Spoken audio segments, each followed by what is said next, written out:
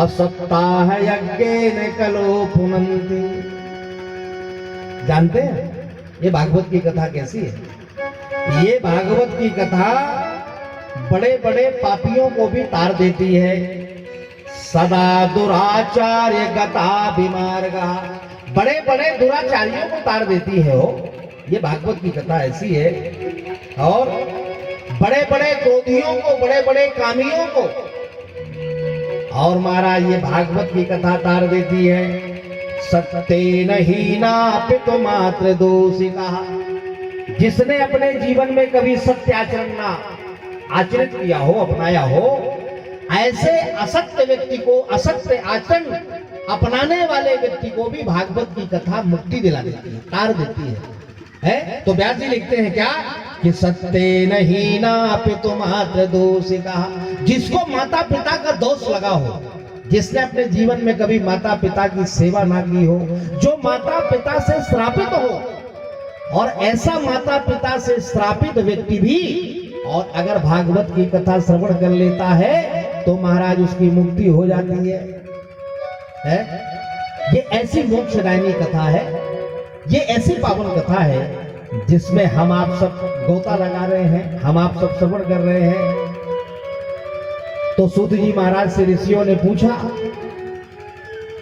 88,000 ऋषियों ने पूछा, बोले महाराज ऐसा कोई पापी है जिसने ना अपने माता पिता की सेवा की हो, ना गुरुजनों का सम्मान किया हो, ना कभी दान किया हो, ना कभी पुण्य किया हो, ना कभी किसी का परमार्थ किया हो, ना कभी किसी का सहयोग किया हो, ना कभी सत्याचरण अपनाया हो?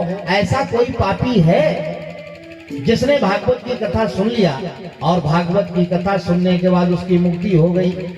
ऐसा सूत जी महाराज से 88,000 ऋषि पूछते हैं। तब सूत जी महाराज बताते हैं, बोले हाँ ऐसा एक पापी हुआ, ऐसा एक पापी हुआ जिसने माता पिता को प्रताड़ित किया, जिसने अपने गुरुजनों को प्रताड़ित किया, जिसने अपने गांव वालों को, अपने परिवार वालों को, सबको सताया, जिसने कभी अन्न खाए नहीं, हमेशा पशुओं को मार के खाया। ऐसा पापी व्यक्ति भी और भगवान की कथा सुना और भगवान के परम धाम को प्राप्त हो गया। ऐसा सूत जी महाराज 88,000 ऋषियों को सुनाते हैं। बोले ऐसे पापी व्यक्ति को भी और भागवत की कथा ने मुक्ति दिलवा दिया। तो बोले कौन सा ऐसा पापी है महाराज? हम भी सुनना चाहते हैं, आप लोग भी सुनना चाहते हैं, सुनेंगे? ऐसा कौन सा पापी है जिसने न माता पिता की सेवा किया, जिसने हमेशा मांस खाया, जिसने हमेशा मदिरा पान किया, जिसने हमेशा परिवार वालों को सताया, जिसने हमेशा जीवात्माओं को सताया? ऐसा पापी भागवत की कथा श्रवण किया तो महाराज उसकी मुक्ति हो गई। आप भी सुनेंगे उस पापी की कथा? सुना दूं? सुना दूं? नहीं, कुछ बोलते नहीं श्रोता, नहा नहा नहा ना कुछ नहीं। सुना दूं भैया क्या? अच्छा चलो, पुरुष वर्ग ने तो हाथ बढ़ाया, ये माता बहनें संकोच करती हैं। अरे जोर से बोलना चाहिए ना, सुनाइए महाराज जी, हम तो सुनने बैठे हैं, हम तो कभी सुनने आए, आप सुनाइए, ऐसा बोलना चाहिए है? बोलो राधे राधे। तो महाराज सूत जी महाराज सुनाने लगे कि आत्मदेव पुरे तस्मिन् और सर्ववेद विशारदा। तुंगभद्रा नदी के तट पर एक गांव था और आत्मदेव नाम के एक बड़े विद्वान ब्राह्मण रहते थे। ब्राह्मण के जीवन में, सूत जी महाराज सुनाने लगे, ब्राह्मण के जीवन में भगवान ने सब कुछ दिया। विद्या का विशारद हासिल था जिस ब्राह्मण को, ऐसे वेदपाठी ब्राह्मण, ऐसे विद्वान ब्राह्मण को भगवान ने सब कुछ दिया था। धन दिया, संपत्ति दिया, घर दिया, द्वार दिया, पत्नी दिया, लेकिन एक संतान नहीं दिया था। इस कारण ब्राह्मण बड़ा दुखी रहते थे। एक दिन ब्राह्मण संतान के कारण दुखी होकर और घर छोड़ के जंगल चले गए, ऐसा सोच के जब इस घर में रहने नहीं, जंगल में प्राण दे देंगे। क्यों? कि जिस राज्य में प्रजा ना हो ऐसे राजा को धिक्कार है, और जिस घर में संतान ना हो ऐसे गृहस्थ जीवन को धिक्कार है? ऐसा सोच के वेदपाठी ब्राह्मण और जंगल चले गए। जंगल गए महाराज, बीच जंगल में जाकर रुदन करने लगे, रोने लगे। तो एक बड़ा साधक महात्मा तपस्या कर रहा था, ब्राह्मण के रोने की आवाज जब साधक महात्मा के कानों में पड़ी तो महात्मा जी आ गए। बोले भैया किसी का जीवन परेशानी में देखे तो कौन है? तो महात्मा जी जब आए तो ब्राह्मण देवता रो रहे थे। तो महात्मा जी ने पूछा कि कथम रोदसी विप्र तुम का चिंतामणि असी। अरे ब्राह्मण, इतना वियोग, इतना दुखी होकर तुम क्यों रो रहे हो? ऐसी कौन सी चिंता है? इस घनघोर जंगल में आकर तुम बड़े करुण भाव से रो रहे हो। तब ब्राह्मण देवता कहते हैं महाराज, भगवान ने मुझे सब कुछ दिया लेकिन एक संतान नहीं दिया। आज संतान के वियोग के कारण मैं रो रहा हूं, मैं दुखी हूं और आज अपने प्राण गंवाने जंगल आया हूं। महाराज संतान तो संतान क्या, एक मैंने अपने आंगन में वृक्ष लगाया, वृक्ष बड़ा हो गया, महाराज फल क्या फूल नहीं दिया, सूख के गिर गया। मैंने सोचा चलो एक गाय मेरे घर में है, शायद वही बछड़ा दे दे, लेकिन गाय बूढ़ी हो गई महाराज, आज तक गाय ने भी बछड़ा नहीं दिया है, इसलिए मैंने सोचा प्राण दे दूं। तब जो है महाराज महात्मा बोले रुको, अभी प्राण मत दो, पहले हम देखें तो तुम्हारे प्रारब्ध में संतान योग है कि नहीं, तुम्हारे भाग्य में संतान योग है कि नहीं, पहले हम देखें तो महाराज महात्मा जी ने ब्राह्मण का प्रारब्ध देखना शुरू किया और प्रारब्ध देख के कहते हैं, ब्राह्मण का भाग्य देख के महात्मा जी कहते हैं, बोले ब्राह्मण देवता सुन विप्र मया ते यत् अप्रारब्धम तु विलोकितम असत्य जन्मा बधी तवे पुत्रो नैवेचा नैवेचा। अरे ब्राह्मण, इस जन्म क्या 7 जन्म तेरे जीवन में संतान योग नहीं, 7 जन्म तेरे को संतान प्राप्त नहीं, तेरा भाग्य मैंने देख लिया। तब ब्राह्मण तो बड़े ज्ञानी थे, बड़े विद्वान थे, समझ गए, अरे ये महात्मा जब मेरे 7 जन्म की कहानी बता सकता है तो ये महात्मा साधारण नहीं है ना, इस महात्मा का संबंध तो सीधे परमात्मा से है, ये साधारण नहीं है, क्योंकि जब 7 जन्म का भाग्य मेरा बता सकता है तो ये मेरे को एक संतान भी दे सकता है, इसमें क्षमता है, ये भाग्य भी मेरा बदल देगा। ऐसा सोच के ब्राह्मण देवता और महात्मा जी के चरणों में गिर गए। बोले नहीं महाराज, अब तो आपके चरणों में सर पटक के प्राण दे दूंगा।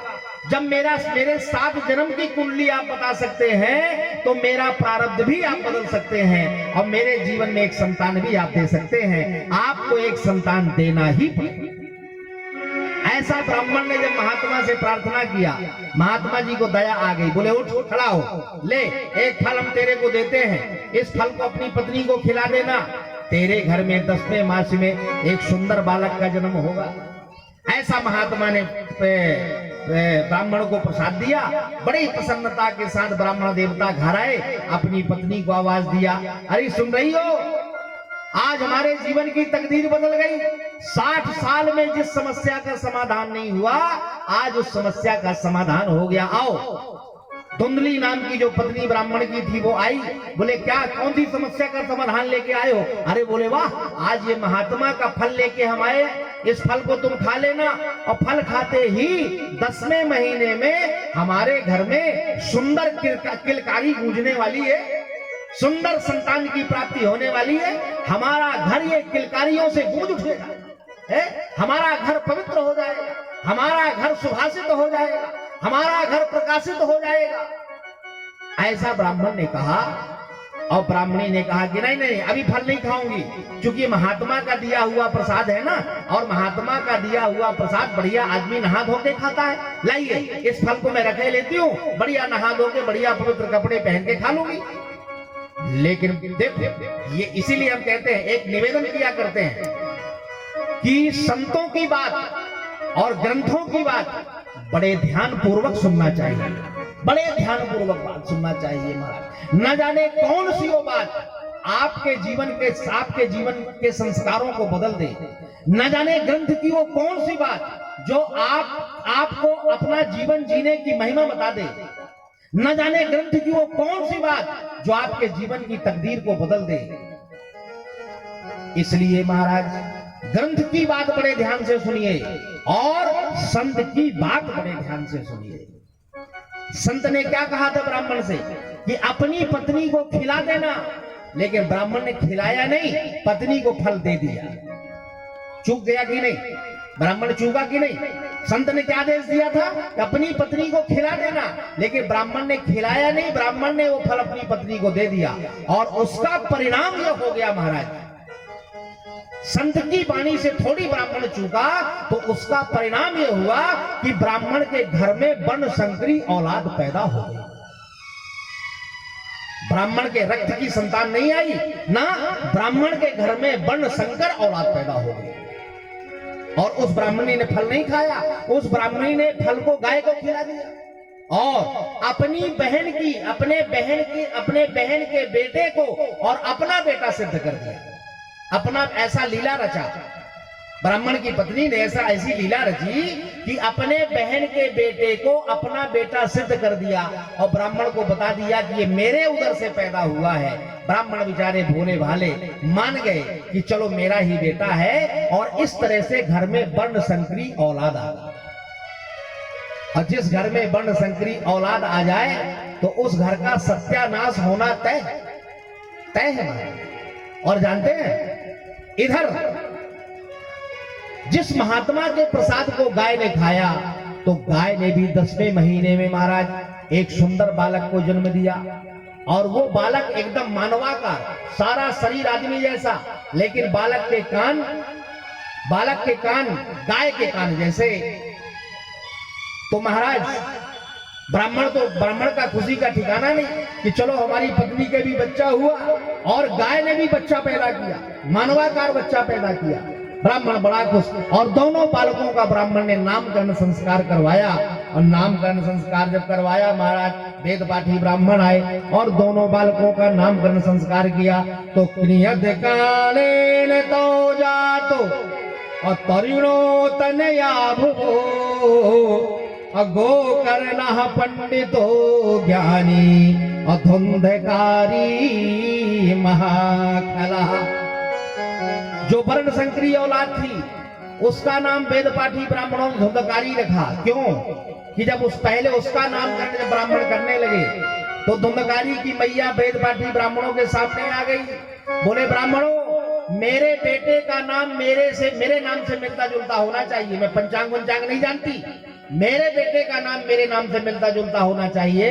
तो वेद पाठी ब्राह्मणों ने पूछा, देवी तुम्हारा नाम क्या है? तो उसने कहा मेरा नाम धुंधली है। तो वेद पाठी ब्राह्मणों ने कहा जाओ, तुम्हारा नाम अगर धुंधली है तो तुम्हारे बेटे का नाम धुंधकारी रखते हैं। बोलो राधे राधे। धुंधकारी रखते हैं।